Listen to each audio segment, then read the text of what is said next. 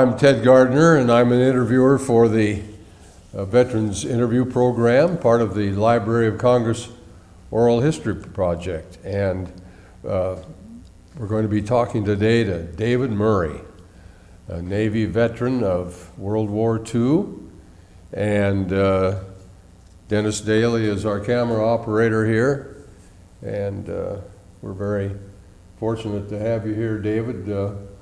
Where were you born and when were you born? I was born in Jersey City. I wondered about that. And that was in 1923, November of 23. Okay, all right. Sometimes I ask the kids I talk to, how old do you think I am? So I don't tell them how old, I simply indicate the year I was born. Right.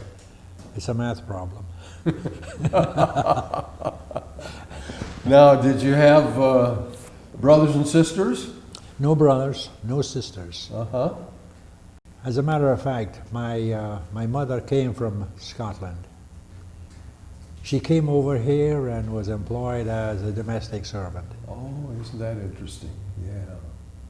And I came on the scene, I don't know how. Did she meet your father over here? I have no idea. Really? I would guess so. Uh-huh. And I've hidden behind this story that my father was killed on the Hudson River in a tugboat. Now that's just a figment of my imagination. I see. And I have used it simply to disguise the fact that I had no father. Isn't that something? How about that? Well, now, where did you go to school? I was taken back to Scotland by my mother as a babe in arms. Oh. And I was taken to the Isle of Lewis. The Isle of Lewis is in the Outer Hebrides, far north of Scotland. Way up off the coast. Right. And I went to school there. I started school there. And I stayed with my grandmother. Thereafter, she died. And I was taken to her sister's place in Glasgow, again in Scotland. Of course. And I finished my schooling there at the age of 14. You have a very soft, wonderful touch to your speech. And I wondered when I first met you whether it was Jersey or whether it was Scotland, but I think it's Scotland. That's great. And you finished schooling at 14. I left school at 14. And then what did you do? I got a job as an office boy in a newspaper In Glasgow? in Glasgow. How about that? And that lasted, well, just until after war broke out. When war broke out, the 3rd of September, 1939, on that occasion I was at the Western Infirmary filling sandbags and stacking them against the window of the first floor. How about that? That was what we were doing. Isn't that something? Gosh. As Churchill, not Churchill, but Chamberlain made his speech Right. at that time.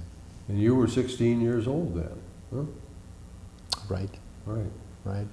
And did you hear Chamberlain's speech on radio? No, I did not. No, I was busy. Yeah. But I can remember. But we knew it was coming. Oh, yeah. And of course, that famous photograph of him coming off the plane, waving a piece of paper in his hand.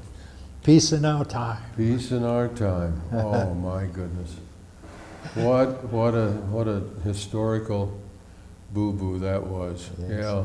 Well, okay, so there you were, and you were preparing for possible invasion by the Germans. Oh, absolutely. Yes. Yes, indeed. We were very much aware of their strength in the air, Yes, and we were concerned about bombing at that time. of course. So that was the purpose of stacking up those sandbags. Sure. Yeah. Do you remember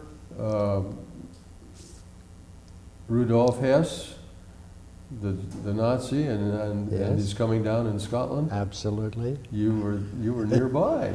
Very close, as a You matter of remember fact. that? Isn't that Yes. something? uh-huh. Boy, you have really lived some But history. that was somewhat later in war. Yeah, I think it was 1940. I think it was 1940 that happened. Could be. I could think be. so.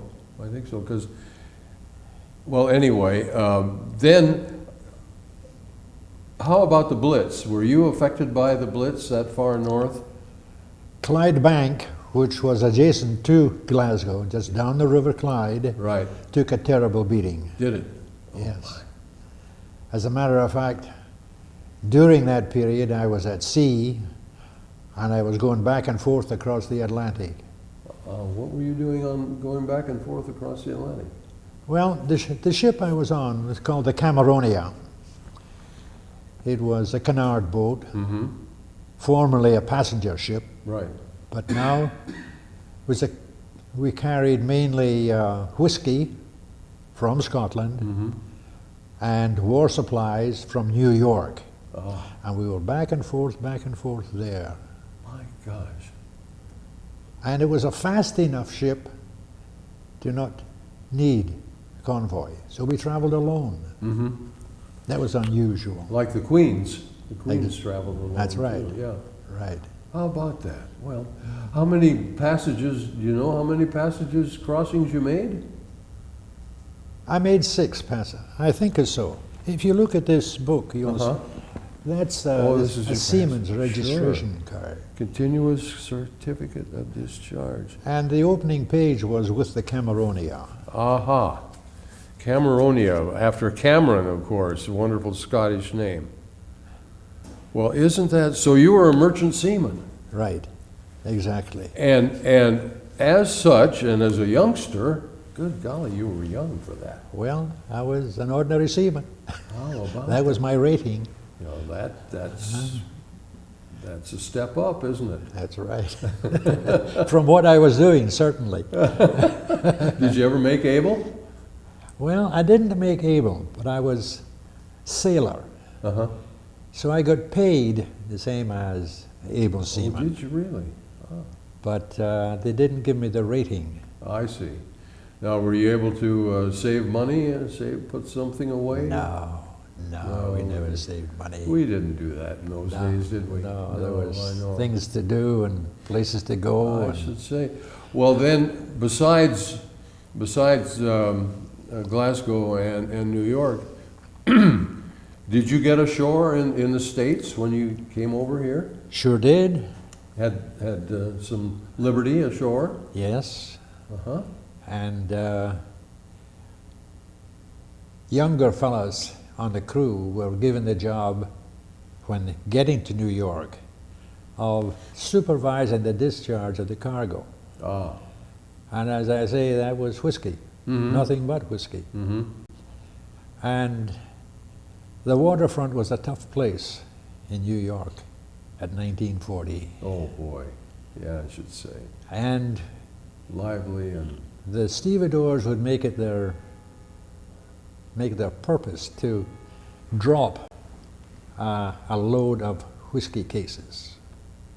They would do that in order to get just a few bottles for themselves. Uh-huh.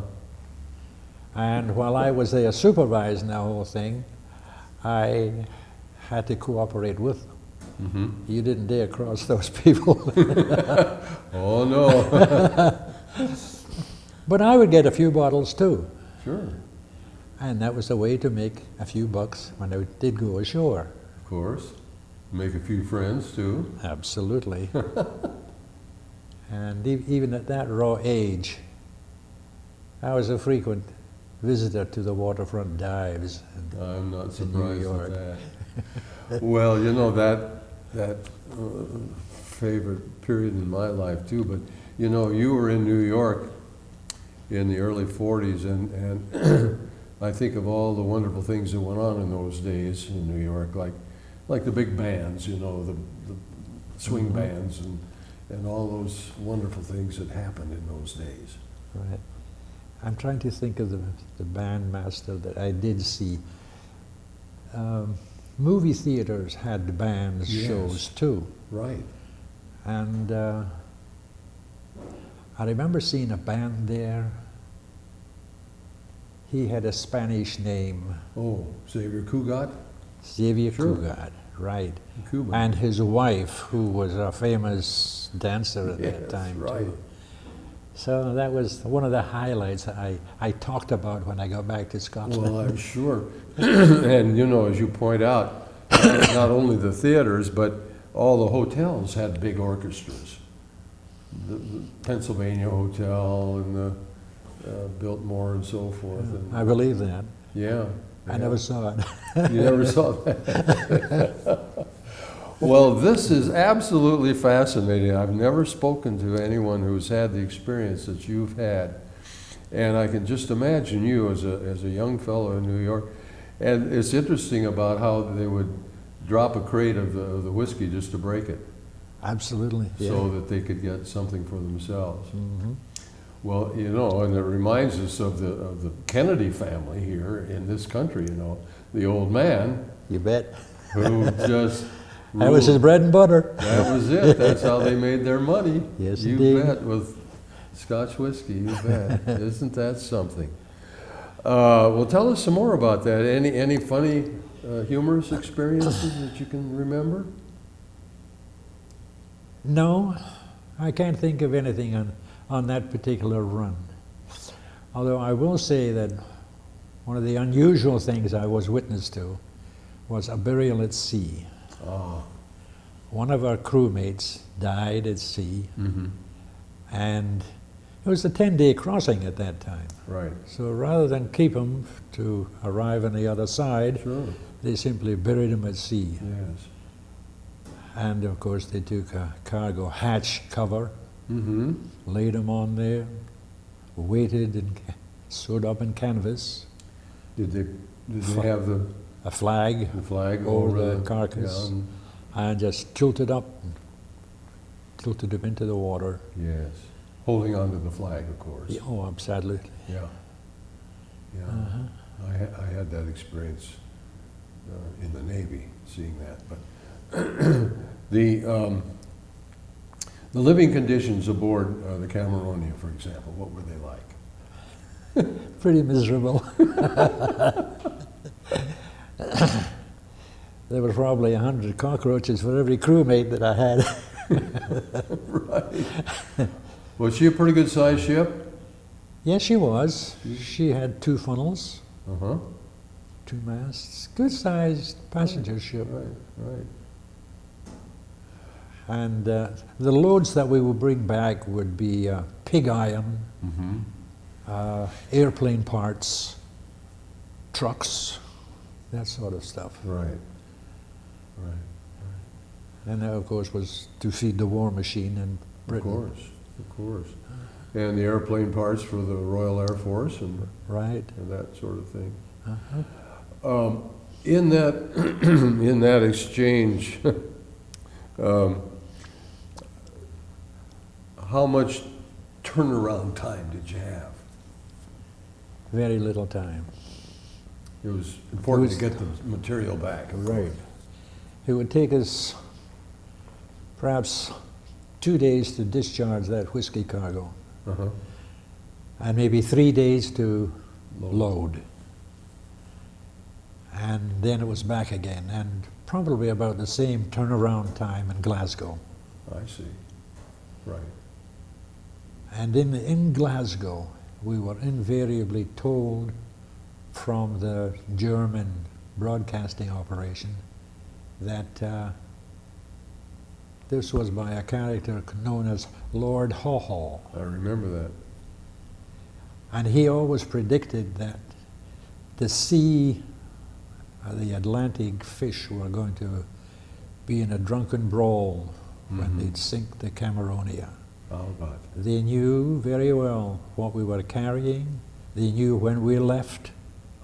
I know. They just didn't know the route we would take. Right, exactly. Well, you know, there was a famous saying in this country, and I'm sure it was used in Britain as well, in Scotland, that loose lips sink ships. Remember that? Absolutely. You're yes. absolutely not to speak, particularly if you went to a bar and you got drunk, you know. There was always somebody on the other side That's true. hanging out, snooping around. This is fascinating, David, to hear your story about this. Tell us some more about your experiences on that Cameronia. Well, As an ordinary seaman, now that meant that you were above the deck swabbing yes. duty, for example. Well, that was part of my duty. Really? Part of my duty was to see that the captain got his tea and crumpets at 3 o'clock in the afternoon. And if I wasn't there in time, and if his tea wasn't hot enough, I was told about it. You heard about that.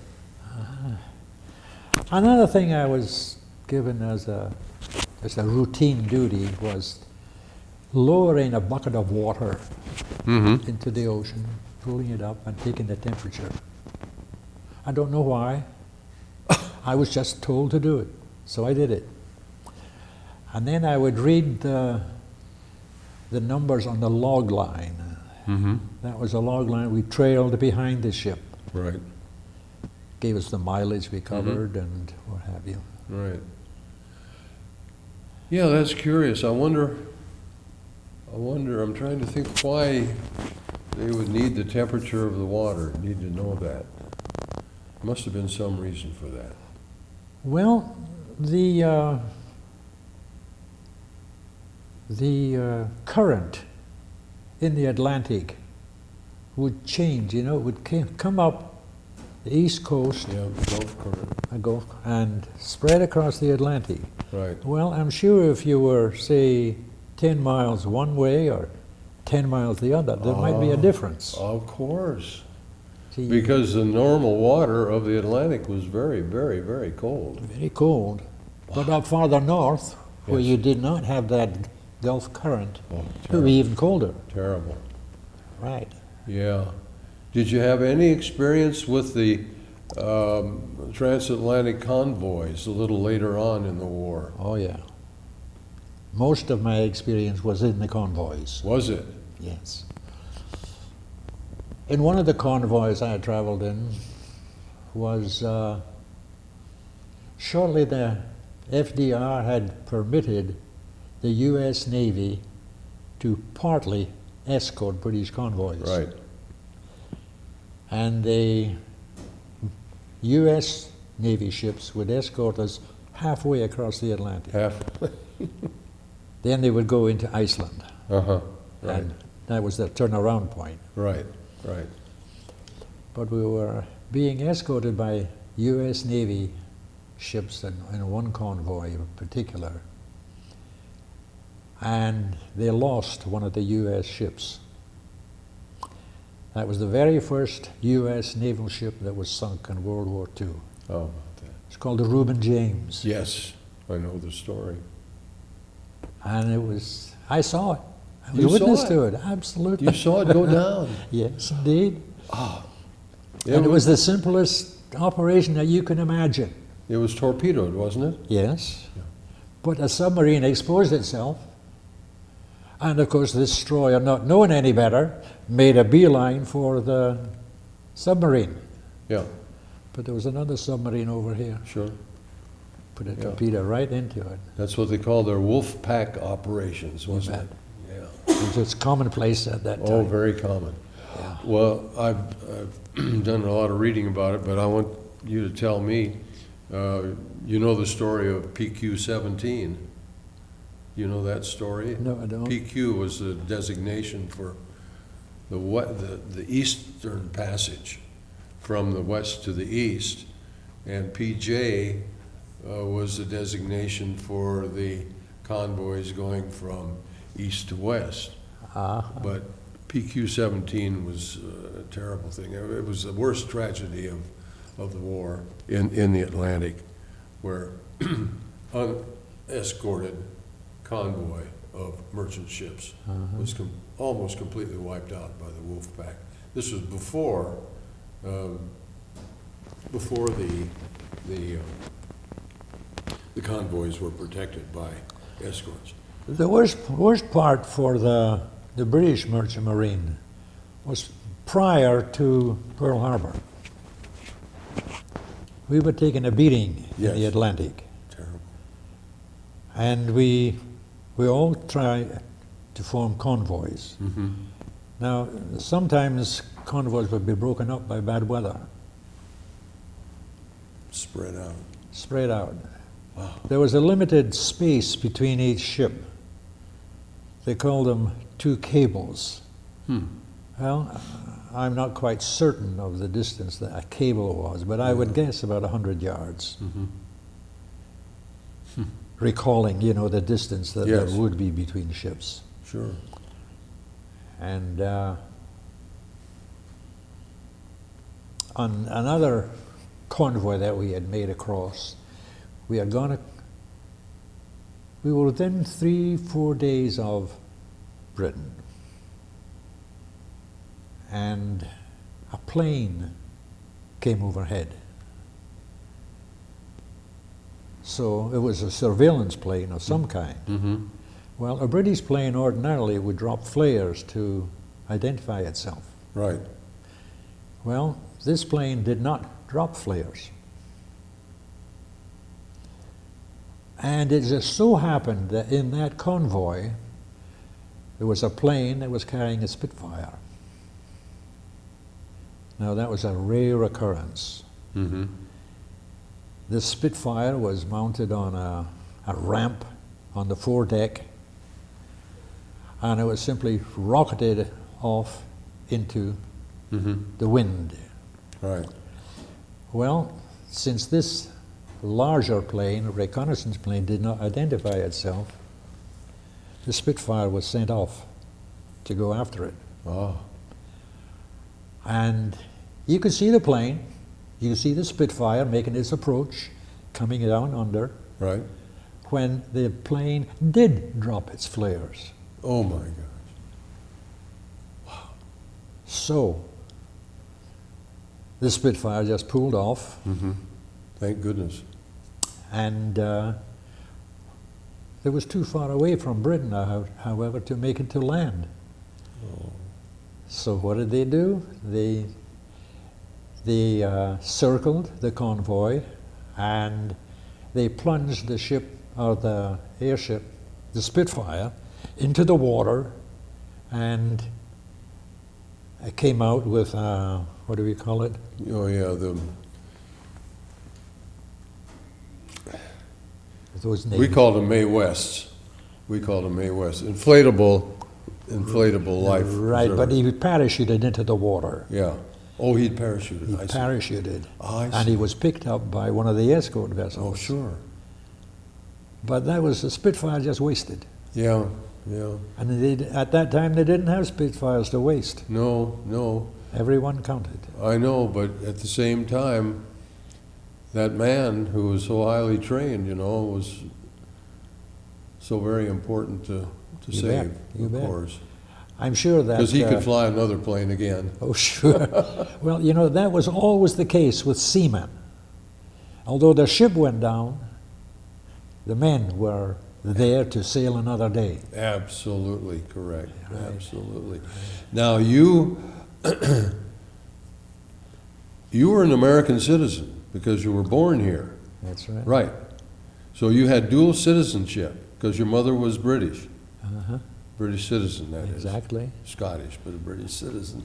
But I never took advantage of that until I was in the shipping office in Glasgow. And of course, the authorities there would determine where you were to go. Right. Well, they wanted me to go on the Russian route to Murmansk. Up around the North Cape. That's right. Wow. And I said, no, I don't want to go. You have to go. No, sir. I'm an American. You can't send me there. Ah. So they weren't satisfied at my calling myself an American. Uh-huh. So they contacted the consul in Glasgow. He came down to the shipping office, quizzed me, and identified me as an American. How about that? You can't send him anywhere he doesn't choose to go, Isn't that something? which was very comforting. I should say. Well, I don't think there are many people that have had that experience that No. you have. No, I know that. Oh, what a great story. What a great story. Well, so you were you were a member of the British Merchant Marine, or was it the British Navy? The British Merchant Marine. The Royal Merchant Marine. No, not a Royal Merchant Not Marine. Royal. Simply Merchant Marine. Ah, And they were made up of shipping companies of one kind or another. I see. As a matter of fact, I was on 2 ships that were sunk. They were both owned by the one company. They were tankers, Uh-huh. and that was the Eagle Oil and Shipping Company. Ah, All they did was transport oil I see. from various places. Sure. In the convoy that I spoke of, where the Spitfire was lost, the convoy proceeded north of Ireland. Ships would drop off to the Clyde, Mm-hmm. sail down, and drop off to the Mersey, and we were continuing down, and there was 5 ships left in the convoy. My goodness. They were all tankers. Uh-huh. We were bound for the south coast of England, Right. Portsmouth, Plymouth, etc. Right. And I was at the wheel.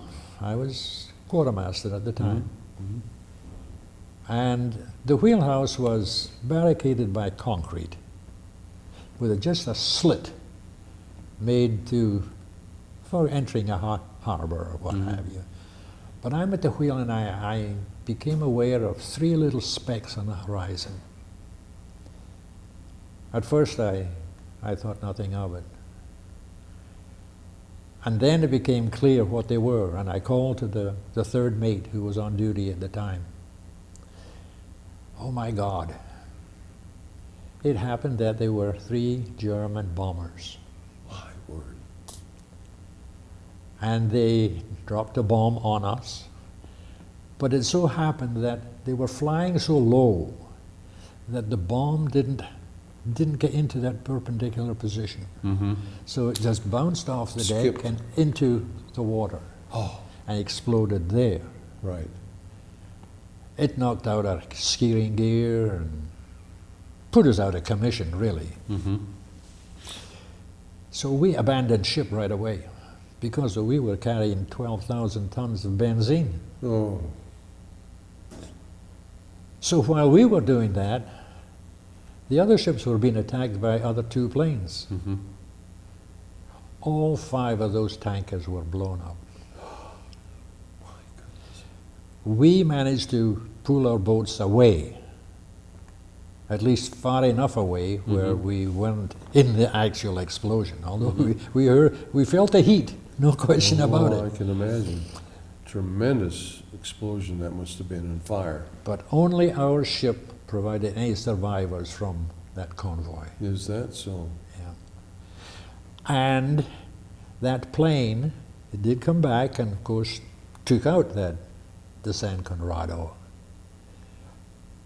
But in doing so, they turned around and were machine gunning the lifeboats. Mm. So we didn't know what to do. Well, of course. Someone gave the word, into the water. So we jumped into the water, out of the lifeboats, into the water. Well, there's a couple of boys who were hit, Mm-hmm. but nobody was killed. We didn't lose any men on. Miraculous. Absolutely unbelievable. Oh, And that was how many of you were involved in that, would you say? How many men were there? 20, 30, 50? I would say more in the 30s than the 40s, more than 30 in number. Just imagine. Did some hang on to the boat itself, or? Oh, absolutely. We held on to the lifeboats. Yeah. As when we jumped. I couldn't Sure. swim. Oh, my goodness.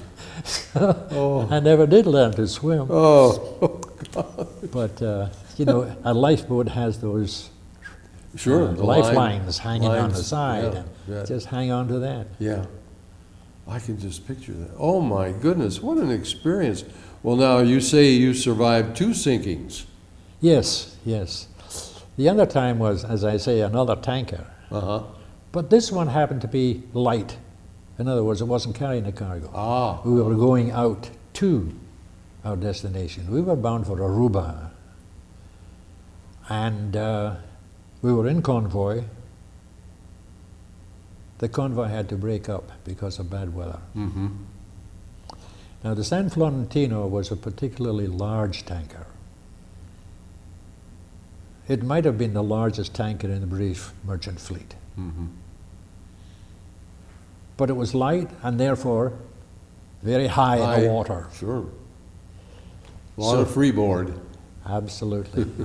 So we became a target for submarines. Yes. They followed us rather than others. Mm-hmm. It was about midnight that we were torpedoed, thrown out of bed, thrown. And of course, everybody up on deck. Even the engine room crew up on deck. Mm-hmm. But a tanker, being light, was just full of air tanks. You know, there was nothing in Sure. it. Very buoyant. Very buoyant. And as it happened, we tried to keep our stern to the submarine because it was quite visible. Right. The stormy seas, but a bright moonlight night, Oh my God. just as bright as could be, almost like daylight. Oh. Made a beautiful picture. So we could spot the submarine when it surfaced. Just imagine. And we had an old 6-inch World War I gun at the stern. We had a gun crew trying to take pot shots. It was all futile, of course. Of course.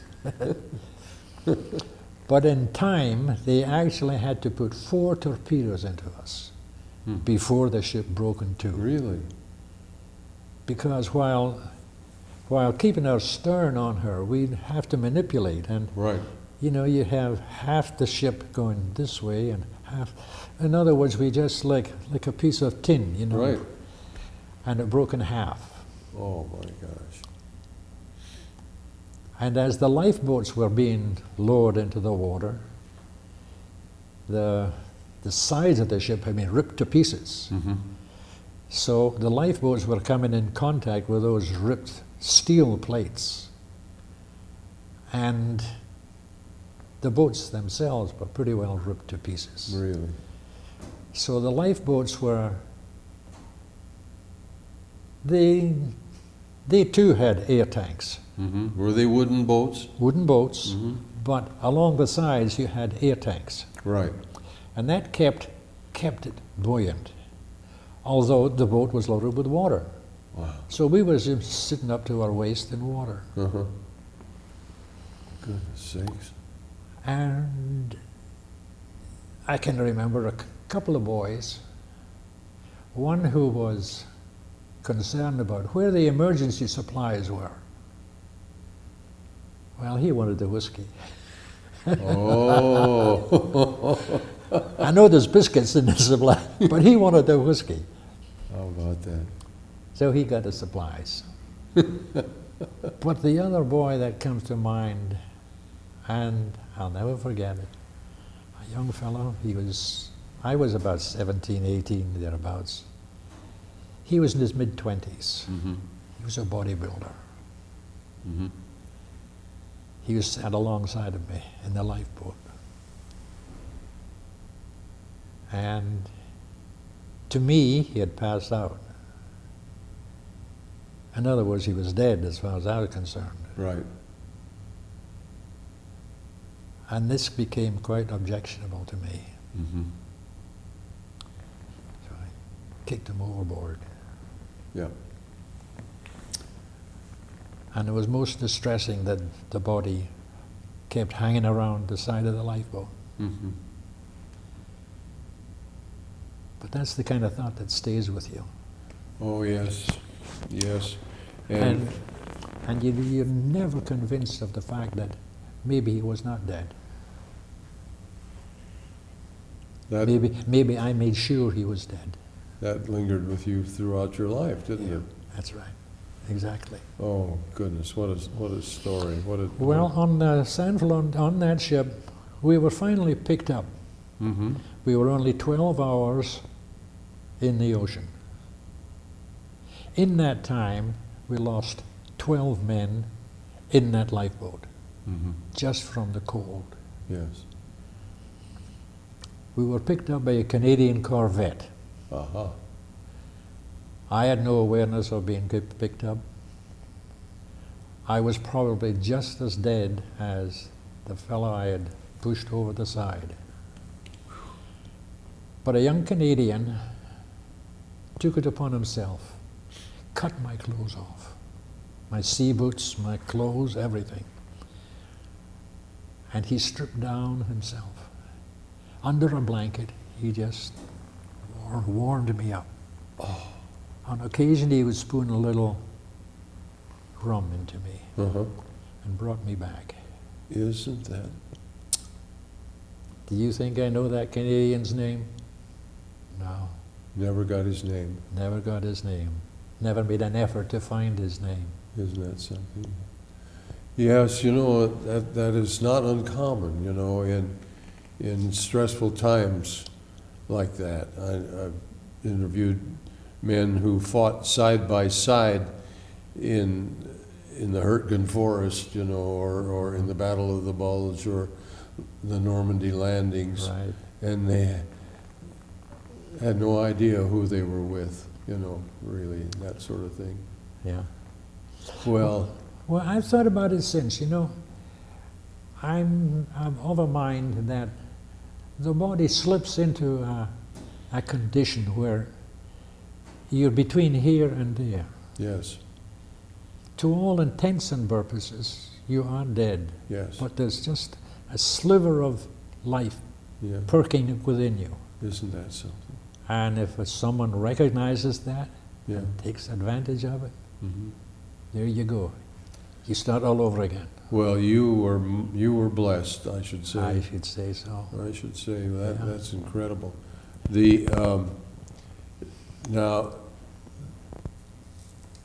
both of these ships, were they British owned or were they American ships? British. They were British British. tankers. And as you said, you were headed for Aruba in the Caribbean. That's right. And that's where we would load our oil. Yeah. Dutch West Indies. That's right. Right. How about that? Yeah, that's interesting too, because of course Aruba, they'd get the oil from Venezuela. Sure, sure. That's how it all came about, isn't I think Curacao was another port that we went into too. Curacao, yeah. Yeah. How about that? Did you drink a little Curacao too? Yes. And that was a beautiful port to be in too. Oh, I guess so. Yeah. And I'm sure that you enjoyed being in the sunny clime when you got there. You bet. It wasn't like Scotland at No, all. not at all, not at all. Well, tell us some more. What other incidents come to mind on the high seas?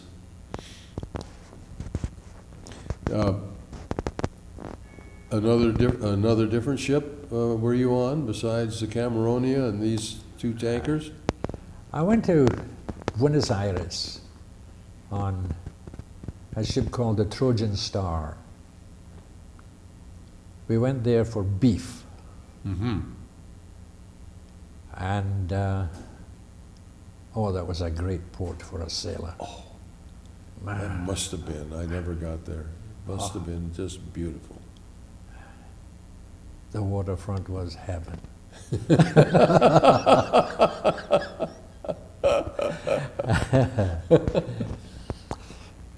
And I remember coming back from an evening ashore, and on the waterfront we were, two or three of us, we were walking together, and we walked towards the staircase. The damn thing started moving. And we weren't sure, is that moving or is it just us? And it so happened that was the first escalator I had ever seen. Oh, how about that? And sure enough, we got enough savvy, you know, after seeing it start up 2 or 3 times as Sure. we approached. Then we went to the top and eventually got to the ship. But you know, at that time, the chief of police was trying to clean up the waterfront.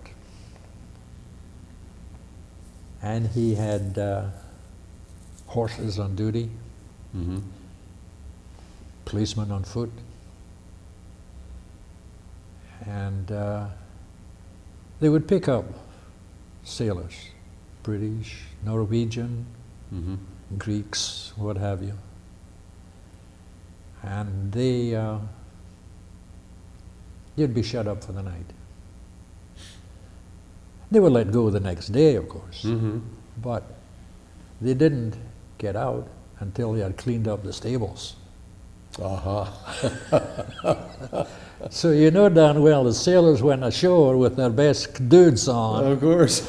and they come back with horse stuff all over them and stinking to high heaven. That'll teach them. Oh my goodness. Well, how did you deal with the Spanish language? The girls knew enough English. Yeah.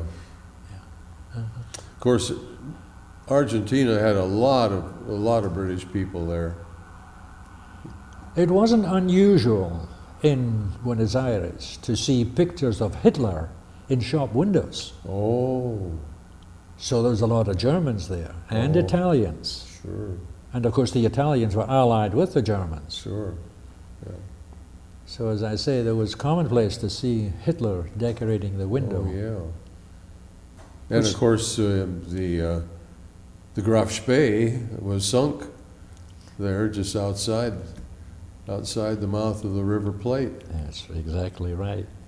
Well, we left Buenos Aires, and that was some weeks after the Graf Spee battle. Okay. And we had to make our way around the wreck of the Graf Spee. Did you really? Considerable part of the superstructure was still showing above water. Is that so? I didn't realize that. And we were going into Montevideo. Mm-hmm. We were going to pick up some passengers there who had been shepherds somewhere in the interior, Right. Scottish shepherds. Mm-hmm. So we're making our way into Montevideo. We passed the Graf Spee, and we were passing this ship. It was flying a Nazi flag. I didn't find out later until we realized what was going on. But all of a sudden, nuts and bolts and heavy stuff started raining down on our decks. The crew from this ship was throwing that stuff at us. Oh, for heaven's This was making warfare on us. So what were we to do? We had to retaliate. There was nothing at hand. We went to the galley and we got potatoes. That was our response to their attack on us. You threw potatoes We back at threw the Nazis? potatoes in there. Well, my goodness. It lasted for a couple of minutes because very Yeah. soon we were out of range. Sure. But that was our battle of the River Plate. Oh, you should write that story. I don't know if that has ever been written up by anybody. Well, I'm sure nobody on that ship I was on would have the savvy to do any writing. Really? That was a four-masted ship that I was on too, Oh, and not many four-masters were. And to this day, I still remember the names of the four main mizzen and jigger. right. And while sailing back, I remember seeing a four-masted barge at sea. Mm-hmm. The most beautiful sight I can imagine. Gorgeous. Fully sailed, Oh, wow. And the wash in front of it is Yeah. just gorgeous to look at. Oh, You see paintings of it, but Yes. hey, to see Yes. it is an experience. well, there are books. Our library history department right here has books about the great sailing ships. When photographs were taken, you know, so you could see, still There was see- a time in my boyhood that I remember sailing ships sailing in competition with one another Right. from Australia to Britain. Yep, right, I mean, it was an annual thing that went on. called the grain race. Very, very popular. They were bringing grain from Australia to Britain. Exactly so. Yeah. And that was a big thing, like the transatlantic liners, you know, later on, Constantly trying to beat one another's record. trying to win the blue riband. Right. Remember that? Yeah. Uh-huh. Well, honestly, I've never spoken to a gentleman that had this sort of fascinating experience, and you were still a youngster by this time. I mean, what were you? I was still less than 20. Yeah, you were under 20. Oh, yeah. Good heavens. My goodness. You could write a book, David. You should write a book. You know, you talk about those ships sailing for the blue riband across the Atlantic. I saw the first Queen Mary be launched in Clydebank. You saw her launched Right. down the ways. Down the ways, and there was another river over this way, and she was backed in there, and she got stuck in the mud back here. The tugboats had to pull her out, and they managed it all right. But I was over here, which today is the Glasgow airport. For heaven's sake. It was just a field then, Sure. but and along that, just a happenstance, you know. We were school kids then who went down just to see that because it was written up quite extensively.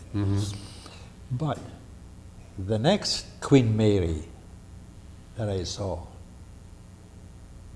was, it wasn't actually the Queen Mary, it was the Queen Elizabeth. Queen Elizabeth. It was the next big one. Yeah. And my experience with that was that the ship I was on was sailing up the Clyde. This monstrous behemoth of a ship was sailing down. This was the Queen Elizabeth. It hadn't been equipped. It was Yep. able to sail, and Yeah. that was all. She was going to the outfitting dock or something. She was on her way to New York, Oh. where it was going to be outfitted. Oh, in New York. New Oh, York. my God. So she was going to sail. Hmm. I found that out later, of Yeah, course, but right. that's what happened.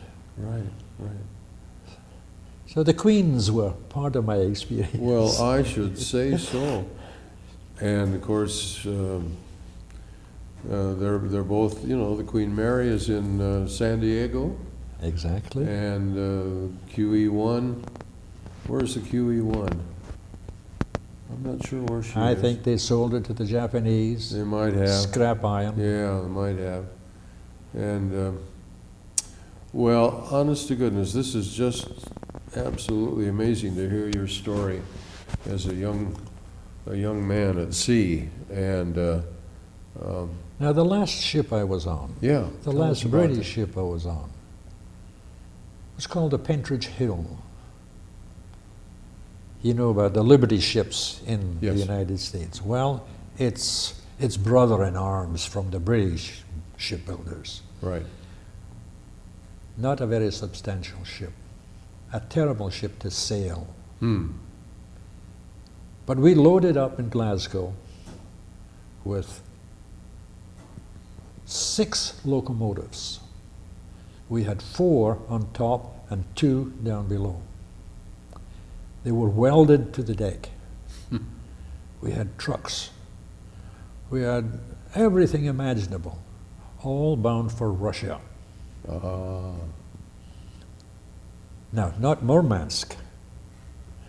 Coming around the Atlantic, around South America, or South Africa, up the Indian Ocean, to Iraq. Not even through the Suez Canal. Oh, the Mediterranean was ruled by the Germans. That's right. Yeah. We didn't use the How about that? Mediterranean.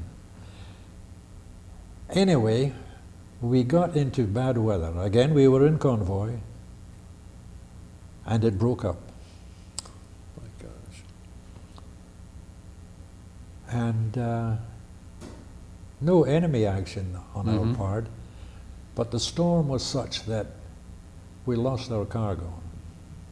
Now you can imagine locomotives being torn from the decks and going into the bulkheads, Slamming against them. and there were two down below. They too were torn from their moorings, but fortunately got jammed somehow down there, and in such a position that it wasn't too much of a factor in our sway. Right. But you know, you lose one locomotive and it would tilt the other way, and course. bingo with another one. Of course. Well, we lost all that deck cargo. We lost our lifeboats. Goodness. The decks were simply swept clear. So we had to go back. We couldn't go forward. We went back into Glasgow. Oh. How far away were you by that time? We were about 2 days out. About 2 days. Not very far out, not far north of Ireland. So we got fixed up, and we loaded up again, and we made our way finally to Iraq, which was very much under the British control at that time. Right. Iraq wasn't the same Iraq today. No, no. Old Mesopotamia. That's right. Even Iran was under control of Britain at Oh, that yeah. time. Sure. Yeah. And it was still called Persia then, wasn't it? That's right. Yeah. Boy, you've lived a lot of history. It's just amazing. Well, you don't realize it when you're doing it. No, that's true. It's only on reflection that That's those true. incidents become of any consequence. Did you keep memoirs or anything like that? A diary, memoirs? No. Don't you wish you had? Oh, absolutely. I try to recall, Yes. and I gave this guy what pages I had written, but I'm no author, so If you sat down with a writer, do you think you could reconstruct it? I could give him a lot of information, and he could Yeah. probably make a story out of it. Well, it's a fascinating story. I mean, what you have experienced and what you have seen and what you have survived. Good heavens, it's just amazing. Well, my name is Ted Gardner. As you know, this is our second round with David Murray. A delightful, wonderful, heart-wrenching and spirited story of his life in not only World War II, but first in this country and then his homeland of Scotland. Incidentally, I met a gentleman last week who was born and raised on the Isle of Lewis. Right. And you were raised on the island of? Lewis. Same island. Absolutely. Lewis. Wonderful. Isn't that something? Well, anyway, David, we left you in the hospital in Abadan, Persia, now Iran, and this would have been, what, 1943 or 44? 41, I would guess. 41. 41. So you were, good heavens, you were only 18 years old. Right. And why were you there in the hospital? I was displeased at my whole circumstance on board that ship. What ship was that? What was the name of her? The Pentridge Hill. Pentridge Hill. Pentridge Hill. It was a British ship. We had those Victoria, or what was the ship that was built in tens of thousands, really. The American ship had a particular name. Liberty ship? Liberty ship. Okay. The Pentridge Hill was the British version of that. Yes, that was the hull. Right. Hull style. And I wanted to get off the ship. I complained about having a sore hand. Well, the medical person looked at it, and perhaps surgery could be called for. He was simply playing into my Yes. story. That's nice. And I had that surgery done, but I was informed early in the morning, you're going back aboard your ship. And sure enough, that ship sailed hours thereafter. Oh. So I was stuck, much with the bandage still on Yes. my hand, Right. assuming that the captain is going to be my doctor, Mm-hmm. and he will do whatever has to be done later. And that was done, Mm-hmm. no problem. Right. We sailed, we went into down by Madagascar. We put into Cape Town. Mm. And this was a sort of tramp steamer. We picked up some little cargo there. I don't know just what it was. But we sailed from there to Trinidad for a cargo of sugar. Another British possession at that time. Oh yes, Yeah. absolutely. We expected to get some liberty at that time. And of course, that being the case, we wanted some money too. Well, the skipper was reluctant to give us money. I don't know why. Well, I do know why. You He think knew he'd- darn well we were going to go ashore and get drunk and not come back. Jump ship. So, Oh. And that was in Port of Spain, right? Port of Spain, Trinidad, Yeah. exactly. And the time came when, not having any money, not being able to go ashore, they had to go around to the other side of the island to fulfill their load of sugar around to San Fernando, I believe it was called. Hmm. And we had to lay at anchor some miles offshore. But the crew was not going to take the ship around there because, well, we wanted money. Why didn't we get money? We had earned it. Sure enough, when the time came to actually move, the British Army came aboard. Hmm. And they saw to it that we moved that ship. So we went around to the other side of the island and we loaded up. We did get our money eventually, and we went ashore there. Yeah. But of course, we had to get a ferry to take us ashore. But Let me ask you, it's an interesting point that I think you're bringing up here. You were merchantman. absolutely, You were not military. no. And was there a resentment among you fellas against the military, resenting their...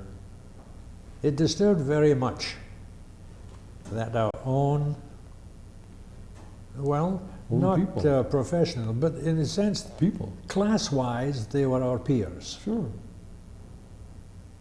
Right. And that they should put us at such a disadvantage. Yes. But we survived. Okay.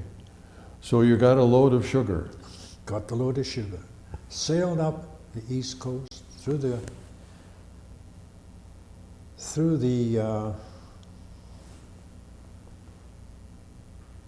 Mexican, the Bay of Mexico, Okay. or what is it? Anyway, we sailed up to Baltimore. Oh, around the Gulf of Mexico Right. and around Florida. I That see. was our destination with sugar. Ah. And at that time, I saw another opportunity for my getting off that ship. So while I had signed on as a Britisher, I said, no anymore. So I declared myself to the authorities that came aboard as an American. Right. And of course, they disputed that. After all, I had signed on there my name and a British subject. Well, okay, you're decided to be an American. So they put me under guard. After all, those were tough times. Right. The Fifth Column was a very much feared operation. Oh, yeah. Oh, yeah. And that Nazi organization was big in New York. Mm-hmm. So they put me under observation. Everywhere I went, there was an armed guard. Really? I would be over the side painting, maybe. I'd look up, there was him looking down. Somebody watching you. I'd come out of the forecastle, the guy standing there waiting. Hmm. It took them about 10 days to verify my claim. Right. And verify it they did. They sent word down to the ship that I was to report somewhere up there in downtown Baltimore. Mm-hmm. And there was a group of, I'd say 4 or 5 old gentlemen who parried me with questions of all kinds. Sort of like a draft board or something? No, No. I don't think it was concerned with the draft. Okay. But I remember being parried with, are you aware that President Roosevelt had forbidden American citizens to be in such and such latitude and such as... No, I don't know what you're talking about. I was just a boy, you know. Sure. And they were genial enough, but they were high pressured at the same time. Mm-hmm. And But you had your papers, you had your I had no passport, papers. everything. Sure. I had no papers. Oh, you had no papers? I had no papers. How did you prove your citizenship of the U.S.? I indicated where I was born, Ah. and they verified it. Oh, I see. And bingo, Sure. I was in like Flynn. So I went up to New Jersey, where I had a nominal cousin living Mhm. there. I stayed there perhaps a week, and I decided that, hey, I can't be a passenger all the time. I've got to do something now. So I went over to New York to the Seamen's Union there. Mm-hmm. My plan was to go back as a merchant seaman on the American side, whose pay was going to be about tenfold that of the British seaman. But they wanted me to go to sea now as an ordinary seaman. Oh. Well, I had sailed a couple of years as a seaman, which is just a step below able seaman. So I said, no, I wouldn't do it. So I went farther down the line, and I went to the U.S. Navy recruiting office. Mm-hmm. Now, this is 1941 or 42. It had to be 42. It was after This- Pearl Harbor. Right, Okay. right. We were at war now. Yes, I got you. And within a week, I guess, I was called, sent to Great Lakes, Mm-hmm. went through my paces there, assigned to Naval Training Station in the Ford plant in Oh. Detroit. Ah. Interesting. You know, you're given a series of tests. They determine where you're going to be most Your useful. and capability and so forth. so they sent me there. I guess I was there about 6 or 8 weeks. Mm-hmm. And then I was assigned somewhere on the West Coast. What were you learning at the Ford plant? Machinist work. Ah, gotcha. Then they sent you to the West Coast. They sent us to the West Coast. We were going to be a ship repair unit, Ah, and they were being assembled out there. San Diego or San San Francisco? Diego, exactly. San Diego. But the decision was made, I guess, that they had more need of us in Europe Mhm. rather than the Pacific. Right. So they sent us back to Virginia, in Norfolk. And while waiting in Norfolk, we were assigned to a civilian crew in the Navy Yard. Hmm. I was working with a group, I would say, maybe of 10 men, Right, ship fitters, ship fitters and boiler makers and Sure. what have you. welders, Exactly, everything. right. And being a part of that gang, I dressed like them, I talked like them, I looked like them, I acted like them. And then going aboard this one ship, the officer of the day noticed that I had not turned to the rear and saluted the flag. First thing you do coming aboard. Yeah. Aye, aye, aye. So he created some kind of hell. Oh, gee. And he wouldn't let me aboard the ship. Then the boss of that gang that I was working with, he tried to persuade this Mm-hmm. this officer that I'm an integral part of this crew, that we are working on an engine that you guys screwed up on the maiden voyage of this ship, and you're going to be so petty as to keep him from going aboard. This officer was quite insistent. So the supervisor of that whole enterprise came down. He tried to persuade in turn this officer. And this officer was quite adamant. Was this a naval officer? Absolutely. He was a lieutenant. That was his orders. I'll be darned. But then the supervisor of the yard came down on his little motorcycle. And he was packing, you know. Packing some heat. And he was just as disreputable looking as I was. And he had the foulest language that he addressed this officer with, and told him to get off the bridge. And he called for the captain of that ship. And he roared into him too. Mm-hmm. And he was persuasive enough that I went along with the gang, who were already working down Yeah, in the engine. surely. What? This was a ship that was going to be carrying supplies It was a across the destroyer. Atlantic. It was a destroyer. Oh, it was a destroyer. And it was You remember the class? a new ship that had just come online. Okay. And they had gone out, and in its maiden voyage out there, they had a crew, a civilian crew with them, but they had somehow had screwed up the engine. So it was in for considerable repair. I should say. But you know, that officer turned out to be one of the Hollywood boys. Oh, was he? What was his name?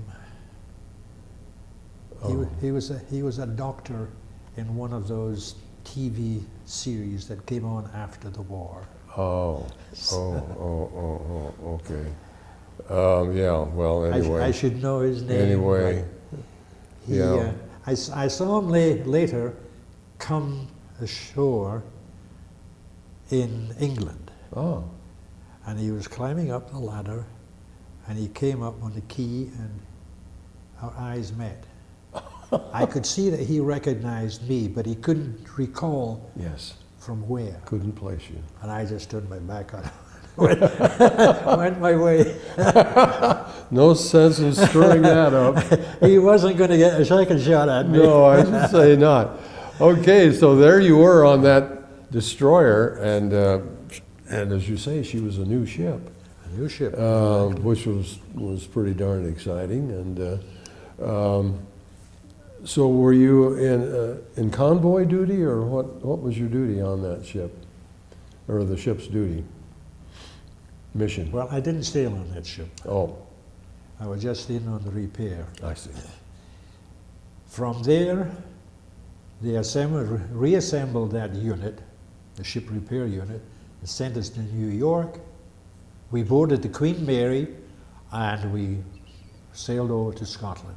How about that? Wow. So we put down anchor in the River Clyde, and about an hour later, I was at home again. Isn't that In my old neighborhood. Isn't that something? That is just remarkable. It was just grand. Being able to go transatlantic by way of Uncle Sam. Exactly. Okay, so you went ashore. Did you had some liberty there? We had Short liberty time? from time to time. We were set up in Princess Louise's castle down in a place called Roseneath. We were there for maybe a month. Mm-hmm. And then we were sent down to a working base down in the south of England. A little place called Saltash, on the outskirts of Plymouth, Okay, right on this. right on Southern the shore. waterfront. Yeah. And I had to find time, walk in the Hoe. You recall the story of the Hoe, where Francis Drake was playing bowls Yes. when he was informed that the Spanish Armada was approaching England, Right. and he was direly needed. Yep. When I have completed my bowling game, then I'll give the Armada my attention. Just imagine. So of course the Armada never did get to England. Never got there, but that was one of the great points in history. It was indeed. Not just for England, but for the world. For the world, Absolutely. indeed. Right. Well, you were living history there all the time, weren't you? Now, then after that, were you back to the States or where? From there, we were there quite a period of time. Mm-hmm. And we were working on landing craft, Oh. primarily. Little, maybe half a mile from us, was another repair unit that worked on torpedo boats. Mm-hmm. Well, we intermingled, although professionally we worked on landcraft, they worked on the torpedo boats. But on Liberty, we would go down the coast. We'd take an old truck, just commandeer one of the naval trucks, go down to a little place called Glue. And the bars there were the kind of places where you had to bend down to walk into. Really? And beams were keeping the roof of the steaming up. Sure. And there was an old pirate hangout, really. At least we were so told that. Now, I think English people might have been just, smoking weed for our benefit. But we absorbed the atmosphere. It was very nice. Right. It Oh, was very good. I should say friendly pub. And then came the time to invade Europe. Yes. Eisenhower determined that 1940. July 6th. And I think it was July the 8th that we were packed off on board an old battered ship. It was called President Warfield. Ah. An old transport. Well, it might have been called a transport, but what it was really was an old Chesapeake Bay ferry boat. Really? And, multi-tiered. Sure. Shallow draft. Absolutely. Oh my And how God. the devil they ever got it over there, I Oh. don't know. Can you imagine going across the Atlantic on that? Oh. Crazy. Well, that was Just June even the to think 6th about it. was invasion Right. at Normandy. So it was a couple of days later that couple of days. we'd landed over there. Wow. And we sailed across, of course, and we went in behind a breakwater. There was a breakwater created at Omaha Beach, Mm-hmm. Right. maybe 50 or 60 years, just sunk. Mm-hmm. And that did break the Yeah, weather from right. the channel. Right. And we stayed there, and it was odd at times to figure out just what our purpose was. I know I worked on evaporators, Mm-hmm. which was Converting, factory for making fresh water Sure. out of salt water. right. That was my function. But from time to time, I'd be off duty or I'd go up and top, and a landing craft would be coming alongside with bodies that had been picked up. Hmm. Those would be attended to, they would be taken aboard, and what was done with them thereafter, heaven only I knows. know.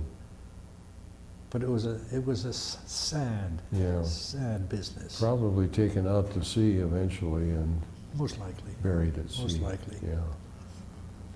Well, so were you under fire from the Luftwaffe, for example, the German aircraft? No. No. The Luftwaffe and what German army was there on the 6th Mm-hmm. was out of sight by Right. June the 8th. They just weren't to be found. Right, right. Yeah, we were moving inland. Rather moving quickly. ashore. At that point. Did you have any contact with the British troops? Invasion? No, they were down to our left. Yeah, Juno Beach. What was this name? Juno. Juno. There was another one though. There was another beachhead. Well, yeah. Well, of course, there was Omaha Beach. That was the American main landing point. That's right. And but anyway, at this point now, you say you were there for what, a couple of weeks aboard this ship, the Warfield? We were there for maybe 3 months. 3 months. Oh my goodness.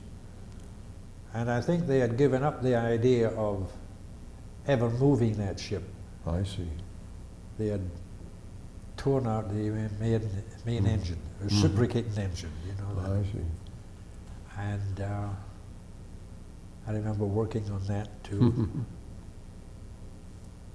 But the strange thing is that some long time later, I heard again about the President Warfield, Oh, long after I had left it. And that was renamed the Exodus. Exodus. Now, does that ring a bell? Oh, does it ever? That's right.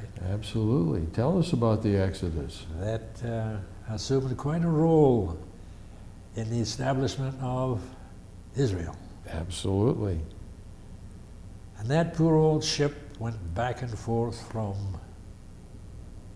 Israel to, was it Cyprus? Mm-hmm. I think Right, Cyprus. Cyprus. And the British wouldn't let them into Israel because no lines had been established at that point. Right.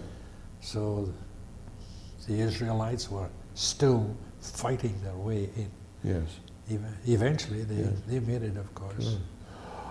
Oh, this is just amazing, the history that you have experienced and seen.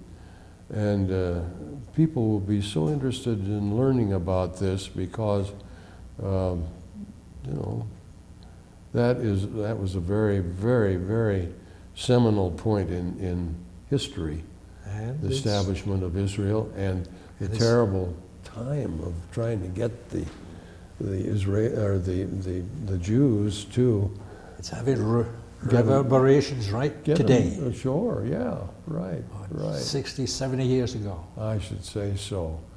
Well, that is just amazing. I had no idea that you had that experience too. Okay, so after that was done, then now what rate did you have? Were you a water tender or a machinist mate or what? Machinist mate. Machinist mate, It's second mate. second class. Right. So you had two stripes, Two stripes. chevrons. With That's a wonderful. propeller. That's a good rate. That's an excellent rate. And of course, a very old Navy rate, very Right. old Navy rate, yeah. So From the there, time- what happened? Well, there was all kinds of activity going on in the Pacific. Mm-hmm. So I'll say. there was need for ship repair units in the Pacific. Mm-hmm. So they packed us up, sent us back on a landing craft tanker. Mm-hmm. Good-sized ocean-going vessel. Right. And we came into, I think, Norfolk again. Hmm. Maybe Newport News was Mhm. adjoining it. Mm-hmm. And we were sent across country to Bremerton. Bremerton, Washington, Right. by train.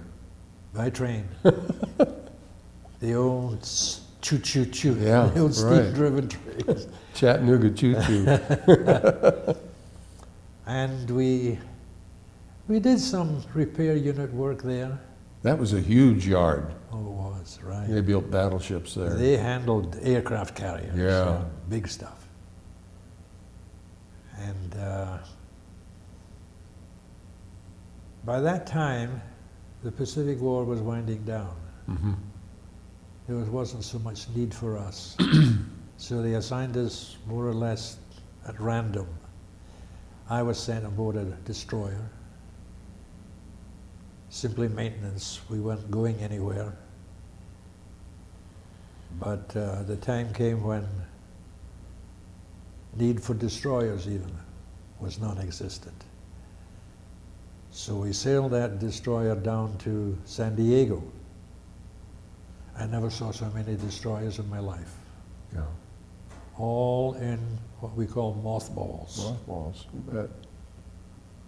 And that was eventually what we worked on doing to that one destroyer. Oh, so you did the you did the work of preserving and covering Right. them up. Putting all the machinery in good working order and then moth-proofing. Right. Right. And What kind of materials did you use for that, David? You remember? How were you going to preserve the engines? With naval grease or what? well, that was part of it. Yeah. But then there was an envelope that was sprayed onto those pieces of machinery and Right. onto their guns and Right. all the vital parts. Right. Even up in the wheelhouse, Mm-hmm. that was all preserved too. Hmm. For all I know, those destroyers are still lined up there, waiting for another war. Well, unfortunately not. Most of them have been scrapped. And you know who bought them? Japan? How ironic, huh? How ironic is right. Oh. Before and after the war, the United States had this business relationship with the Japanese. It's hard to believe sometimes, you know. Well, that is so fascinating. My goodness, the amount of history that you've seen, early pre-war, and then the war, and then the post-war. So you really, you never got out into the Pacific. Never did. Isn't that something? And of course, did you remember before that happened that you might be sent to the Pacific, before the bombs were dropped? We assumed that we would be going to the Right, Pacific. right. Oh, yeah. Yeah, and then August Right. the 9th came along, August the 6th, 1945, the bombs Right. were dropped. And that ended it all. You know, a thought came to mind when you spoke at one time. Was there something about the Cameronia that you might have forgotten to mention? Yes, I was fascinated by that. And there was one occasion, we went back and forth from New York to Glasgow. Yes. And naturally, we came across the north of Ireland. Mm-hmm. On one occasion, we did not come north of Ireland. We came south of Ireland. Oh. And we didn't know until later what its purpose was, but we were diverted up through the Irish Sea back to the Clyde. Oh. Now, why were we diverted to the south of Ireland? As it happened, that was the time that the British Army was trying to get out of Europe, and yeah. we were heading for Dunkirk. Oh, my goodness. And it was determined before we got well on our way there, that the cargo that we were carrying was too precious to risk going into Dunkirk, because the German Air Force was pummeling the Oh, British yes. Army. Right. Pushing them toward the English Channel. Exactly. Yeah. And ostensibly we were on our way to help rescue them. Right. But it was determined that our cargo was more valuable than what we could be there, because the chances are we would be destroyed. Yes. Yes.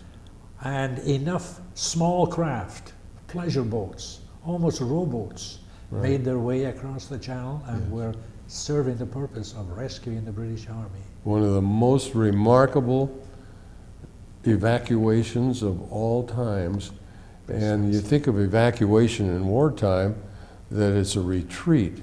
But in this case, it was saving the British Army. That's exactly what happened. 200,000. Yeah. It was a most remarkable story.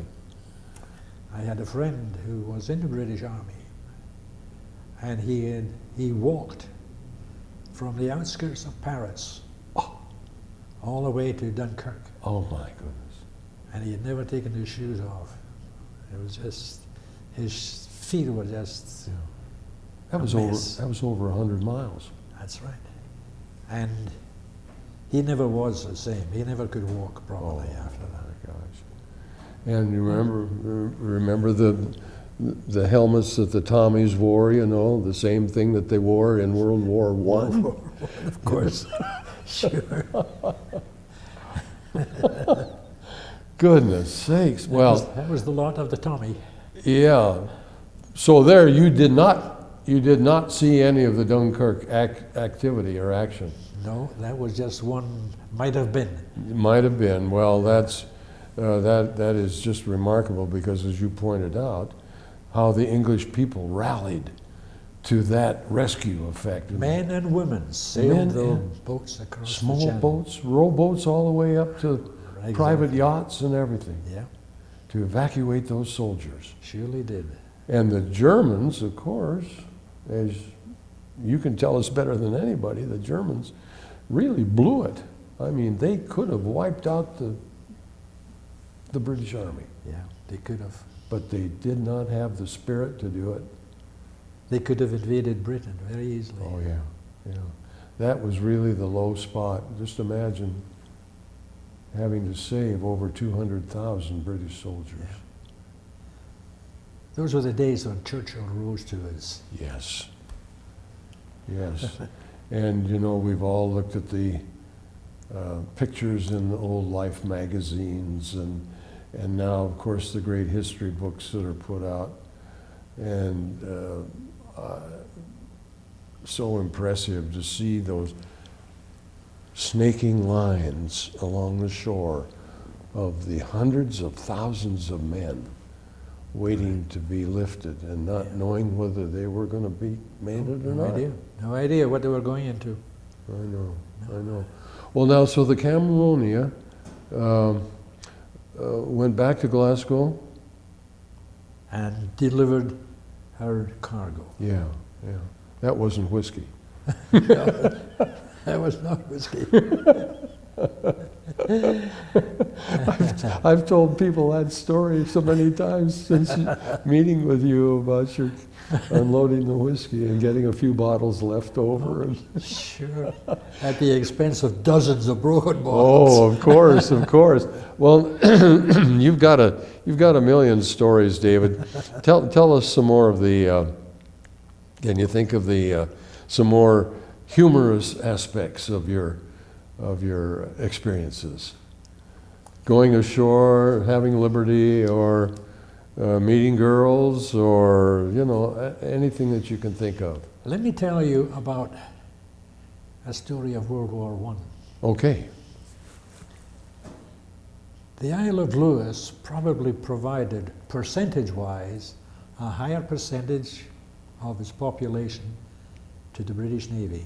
Oh. At the end of World War I, this ship, the Iolaire, was making its way back to Lewis with a load of British sailors. Mm-hmm. They were within sight of their hometown. They had come around the lighthouse, which guarded the harbor. But of course, there wasn't a sober man aboard. That included the officer staff. For goodness sakes. And they ran aground on an island.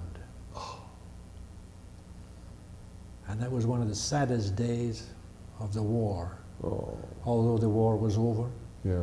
to the population of Lewis. Oh, my goodness. When I was a boy, which was in the 20s, that wreck was still there. Really?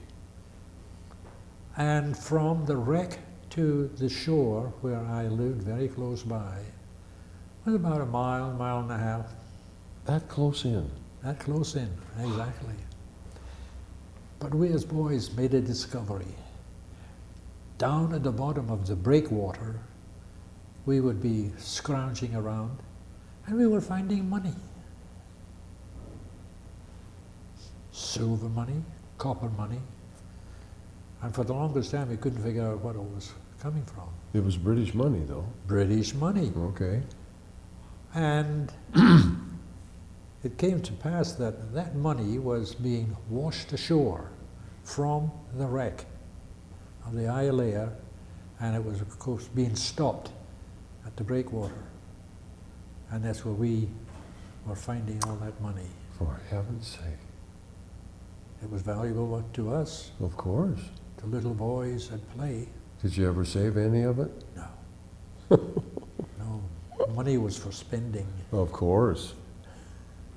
And sometimes it was just for giving to our parents. Yes. Yes. Because in the 20s it was rough going in the island. It was rough times at that time. What was the main industry on the Isle of Lewis? Herring fishing and Harris tweed making. Ah, yeah, And that was made at individual crofts. yes. In my time there, a factory was established, Uh-huh. and they started machine making Harris tweed. Yes. Yeah. So As that a was the boy, business of Lewis. as a boy, I had a Harris tweed suit. My parents had purchased in You were well clothed. Well, my parents had been on a trip to Victoria, British Columbia, in the 1930s, early 30s, and Mother had bought a bolt of Harris tweed, brought it back home, and had me fitted with a Harris tweed suit. As a boy, I was about 12 or 13 years old. And of course, Harris tweed, it still exists, but of course it's changed so much over the centuries. Right. But, okay, so were there a lot of sheep on the island of Lewis? There were a lot of sheep. And that provided a playground for us too. You know, they'd shear the sheep, Yes. and there was a storage place for that wool. Oh, yes. It wasn't treated at that time. It was just taken off the sheep, stored, Mm-hmm. and there was a playground for the kids. Mm-hmm. Stinking. I'll bet. Oh, golly. But as I say, on the island of Lewis, it was a playground for the kids, and salt too was a playground for the Uh-huh. kids. And salt was used for preserving the fish, the herring, Oh, yes. which was exported to European parts, Mm-hmm.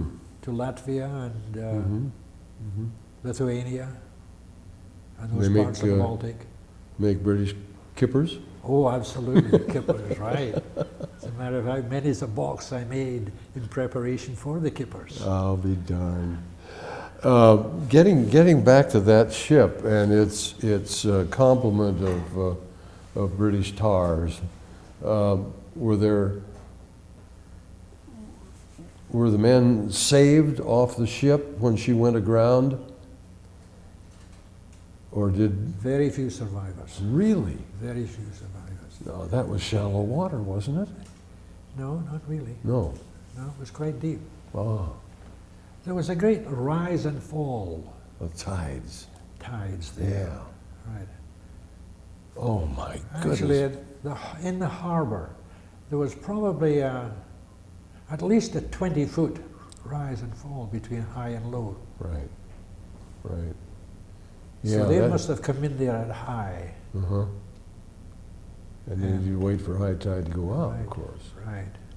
Well, that's about the same latitude, as the maritime provinces in Canada, In Canada, exactly. where they have the high Exactly, tides. exactly.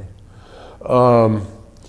That is such a sad story. We hadn't heard that before, but as you point out, the terrible toll, losing all those fine young lads That's right. of a small area of the world. Yeah. Tell us some more about it. It's probably known only to those in Lewis. Yeah, I'm sure it's written up somewhere, but I'd never heard of that before. Yeah. But I had a teacher who, on Armistice Day, she would raise her desk and she would say her prayer oh, and she would tell us the story about the Isle. isn't that something? Oh, She lost a brother. yeah. Well, of course, your homeland, or your adopted homeland, whatever you want to call it, it's hard to explain exactly what you were. But northern Scotland, of course, was where where the German Navy surrendered, and they brought the ships into Scapa Flow. Scapa Flow. There's a name who conjures. That's a name that just brings up all sorts. Were you ever at Scapa Flow? No, I didn't. That was in the Orkneys, and I never That's in did the get to the Orkneys. Yeah, you were in the Hebrides. Right. Right. Going back in, when you were in and out of the port of London, weren't you, in the early part of the war? No, You were never into London. no. So you were The not ports there. that I hit would be Glasgow, Liverpool, Manchester. Ah, okay. Well, that would be it Mm-hmm. on that side. Mm-hmm. And over on this side, it would be New York, Baltimore, and the islands down off South America. Right. And of course, Buenos Aires, Montevideo, Yeah. and Rio. You were going to tell us again about, which to me is so fascinating, about the Graf Spee and your close, not encounter, but you were in the area of the scuttling of the Graf Spee.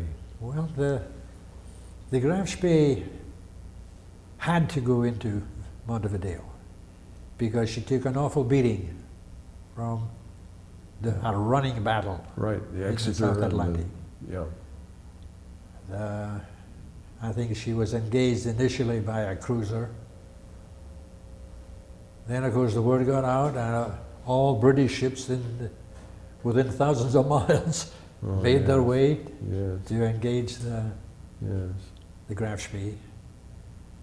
And she was in such bad shape that she really couldn't continue. Couldn't have It been. wasn't a matter of choice on the part of the No. German captain. Right. So Well, they couldn't further engage the British, who were waiting outside the River Plate. Right. Yeah. Well, Uruguay was a neutral nation, of course, and that in Montevideo was the port capital. Exactly. But So they couldn't stay there either. No, couldn't stay. No. Had a certain few hours to get out. That's right. Yeah, Captain Leinsdorf, of course, committed suicide. Now, how did you get that name? Oh, I read a lot. And he was in a hotel in Montevideo and he committed suicide, He committed Yeah. suicide. He couldn't face He couldn't face the shame of it. yeah, he couldn't Although face he was. well, he felt it was the nothing to be honorable. ashamed of. Yeah, he felt it was the honorable thing to do, Yeah. of course, Right. because he had to give up that beautiful ship. Uh-huh. And of course, he couldn't face the Führer or Heimlich Himmler or any of that crowd after or what he'd even done. Goebbels. Oh yeah. Oh my goodness. Well, so many people don't know about those times, David, and there you were, a youngster. Just imagine being a youngster such as you were. I can't get over By it. American terms, I suppose I was a boy. You were a wee lad. Well, the crossings of the Atlantic, did you ever encounter U-boats, or were U-boats in the area nearby? You know, I told you about the San Conrado, Yep, where we had been torpedoed. yes. No, I beg your pardon. The San Conrado was the one that was bombed. The San Florentino was the one that was torpedoed. Ah, And I spoke too about it taking 4 torpedoes to really cripple that ship, yes. because in our evasion efforts, we just literally broke the ship in 2. Wow. So by the time we took to the lifeboats, there was the bow and there was the stern. Yeah. And the stern was so, with the anchor way up here, or the propeller Propeller up here, and the rudder. and the rudder. Huh. Well,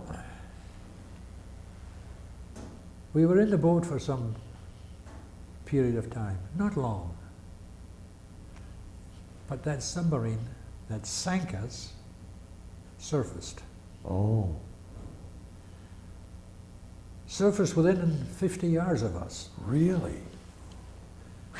And with a megaphone, the captain addressed us and asked us if we wanted a tow to closer to land. Yeah. And of course, I told you too that rumors ran rampant among sailors. Mm-hmm. We didn't know for a fact, but we were told that it was commonplace for a submarine to take a lifeboat, tow, and submerge with the tow Pulling everything down. and take everything down. And we put stock in that because the purpose of the Nazis was to get the men as well as the ship. You could be interned for the rest of the war. Yeah. Golly. But if they could drag this lifeboat down, they were going to take maybe 30 men. Mm-hmm. Hey, that was a feather in their cap. Oh, I should say. Yeah. But So, we had sense enough to refuse. okay, so you refused the enemy order, and what happened? He just went his way. He went his way. Right. Did you see him submerge and go away, or did he stay on the surface? I really don't recall. Yeah, yeah. He was of no interest to us. Right, right. He had done his dirty work, Yep. and we were concerned about our own welfare. Now that was a petrol tanker? It was a tanker, but she was light, Ah, so You you had no just- cargo. You I had just see. empty tanks. ah. So you were riding high in the water. Absolutely. And that was why both parts stayed afloat. Ah, now I see. We were given to understand later that some naval ships came along and had to sink them Mm-hmm, mm-hmm. because there were hazards to the... Hazards To of convoys navigation and and what so have you. forth. My goodness, I mean, this is stuff of history books, David.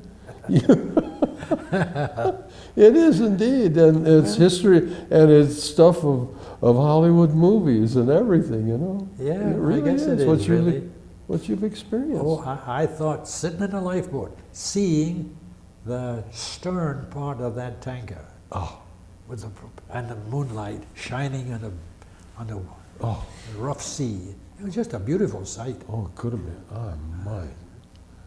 If I only had the camera.